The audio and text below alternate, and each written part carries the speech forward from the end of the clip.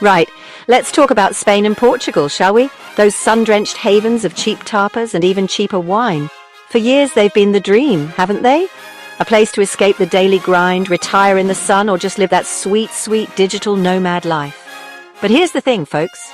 Turns out 2025 threw everyone a bit of a curveball, because people aren't just moving to Spain and Portugal anymore. Oh no, they're leaving.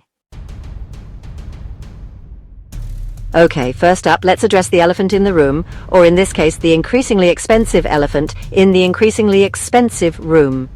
Remember all that talk about affordable living? Yeah, about that. Turns out Spain and Portugal, they've been taking notes from London and San Francisco because the cost of living, it's gone absolutely bananas. We're talking rent prices in cities like Madrid, Malaga and Valencia that would make a New Yorker blush. Groceries, up 20%. Utility bills, higher than a kite after a fiesta. Retirees who moved to Spain on a fixed income are now finding they can barely afford to pay their bills, let alone enjoy those tapas and siestas they were promised. The dream of a cheaper life abroad? It's gone, mate. Vanished like a magician's assistant in a puff of overpriced smoke. So yeah, the cost of living crisis in Spain and Portugal. It's real, it's brutal, and it's sending people running for the border faster than you can say crisis economica. All right, so you've decided to brave the rising cost of living because, hey, maybe you can swing it. You've done the math, crunched the numbers, and figured out a way to make it work. You're resourceful, you've got your hustle on, you're ready to take on the world, one task at a time. But hold on to your paella, amigo, because we've got another hurdle to clear. The bureaucratic nightmare that is Spanish and Portuguese immigration. It's a labyrinth of red tape and endless forms. This, my friends, is bureaucracy on a level that would make Kafka raise an eyebrow. It's like stepping into a Kafkaesque novel where logic and reason have no place. This is paperwork so dense it could block out the Iberian sun. It's a mountain of documents that seems to grow by the day. Let's start with our British friends, shall we? They've got a particularly rough deal. Because Brexit, that glorious beacon of economic self-harm, has made life particularly difficult for expats wanting to live in Spain or Portugal. It's a mess of epic proportions. Gone are the days of rocking up with your passport and a suitcase full of PG tips. Now, it's a whole different ballgame.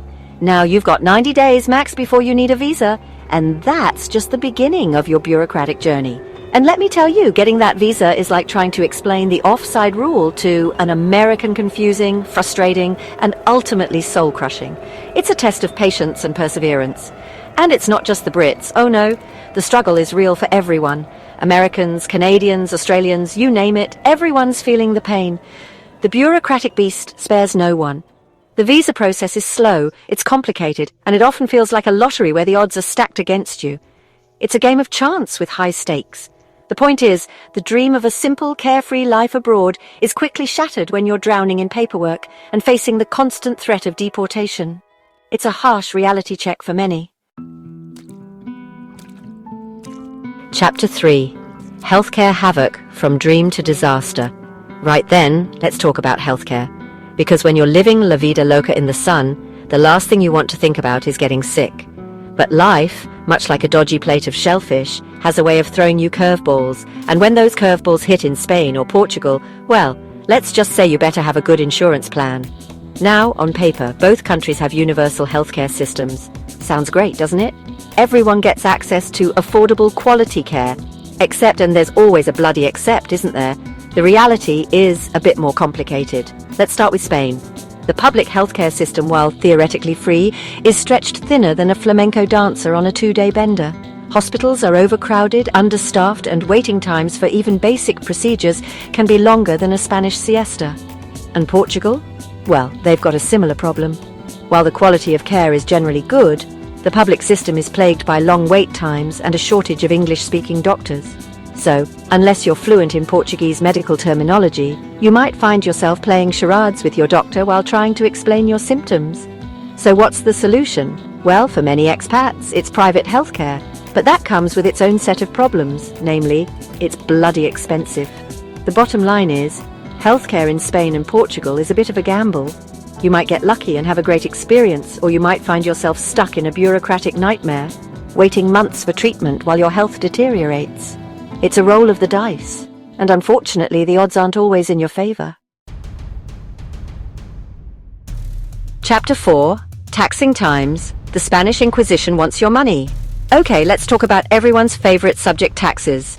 Because nothing says living the dream like handing over a large chunk of your hard-earned cash to the government. And unfortunately for expats in Spain and Portugal, the tax man cometh, and he's got a rather large bill with your name on it. Let's start with Spain, shall we? Because Spain, despite its sunny disposition, has a rather nasty habit of taxing its foreign residents on their worldwide income. And don't even get me started on Portugal's non-habitual resident, NHR, tax regime. This was once a glorious loophole that allowed expats to enjoy a decade of low taxes. But alas, all good things must come to an end. And like a heartbroken teenager deleting their ex's number, Portugal is phasing out the NHR program. So yeah, the tax situation in Spain and Portugal, it's a bit of a kick in the cojones, especially if you were hoping to save some money while enjoying the sunshine. Chapter 5. The loneliness of the long-distance expat missing home and making friends. All right, let's talk about the elephant in the room, or rather, the lack of an elephant in the room. Because for many expats in Spain and Portugal, the biggest challenge isn't the cost of living, the bureaucracy, or even the taxes, it's the loneliness. See, moving to a new country is hard, like really hard. It's not just about the logistics of packing up your life and relocating, it's about the emotional upheaval that comes with it. You're leaving behind your friends, your family, your entire support network, the people who know you best and have been there for you through thick and thin.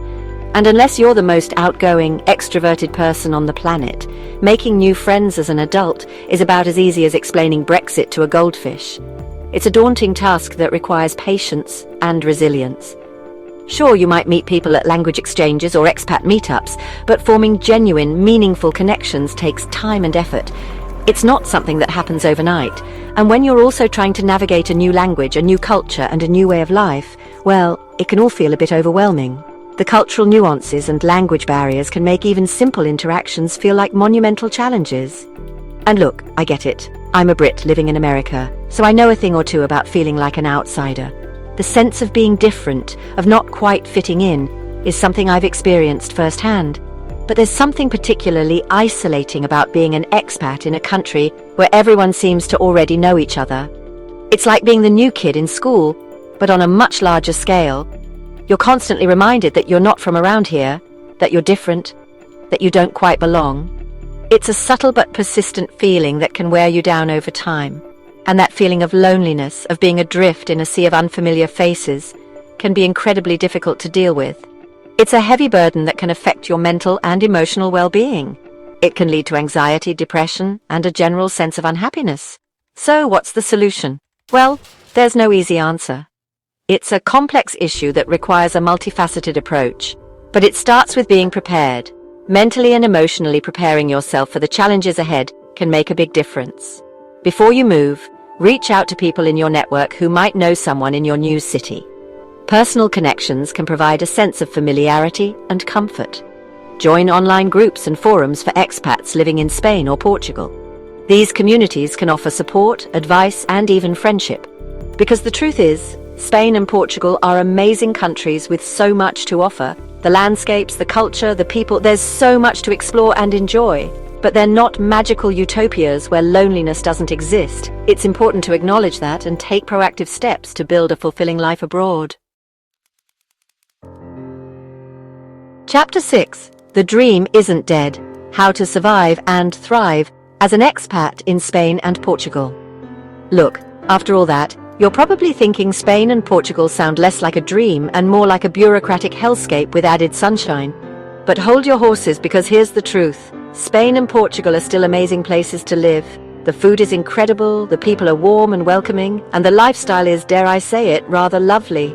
But, and this is a big but, you need to go in with your eyes wide open. Don't expect it to be cheap, easy, or instantly welcoming. Be prepared to work hard to navigate the bureaucracy and to put yourself out there socially. Get your finances in order, learn the language, and most importantly, manage your expectations. Because if you go in expecting paradise, you're going to be sorely disappointed. But if you're prepared to put in the effort, to embrace the challenges, and to find the joy in the everyday moments, then you just might find yourself falling in love with these countries, warts and all. So there you have it, folks. The highs and lows, the trials and tribulations, the reality of expat life in Spain and Portugal. It's not all sunshine and siestas, but it's also not all doom and gloom. The key is to be prepared, stay resilient, and keep an open mind. If you found this video helpful, informative, or even just a bit entertaining, make sure to hit that subscribe button. We have plenty more content coming your way that dives deep into the expat experience. Tips, tricks, and real stories from people just like you who took the plunge. Don't forget to like this video and leave a comment below with your thoughts or any questions you might have. And remember, every adventure comes with its own set of challenges, but with the right mindset, you can turn those challenges into unforgettable experiences. Until next time, stay curious and keep exploring.